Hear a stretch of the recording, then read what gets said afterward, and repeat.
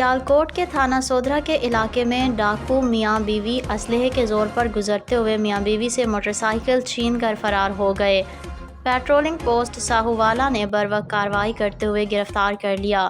جویا news net work plus کے سمبڑیال سے نمائندے عبدالرحمان جویا کی رپورٹ کے مطابق تھانہ سودھرا کے علاقے میں علی حسن اپنی بیوی کے ساتھ اپنے گھر کوٹ شاہ محمد جا رہا تھا تو راستے میں دو نامعلوم ملزمان کھڑے تھے۔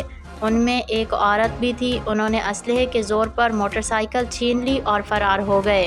ساہووالا پیٹرولنگ پولیس کے ASI محمد جمیل نے بروقت کارروائی کرتے ہوئے میاں بیوی طارق اور سعدیہ کو گرفتار کر کے موٹر سائیکل بھی برآمد کر لیا۔ ملزمان نے پیٹرولنگ پولیس کو پیچھے آتے دیکھتے ہوئے واردات میں استعمال ہونے والا اسلحہ نہر میں پھینک دیا۔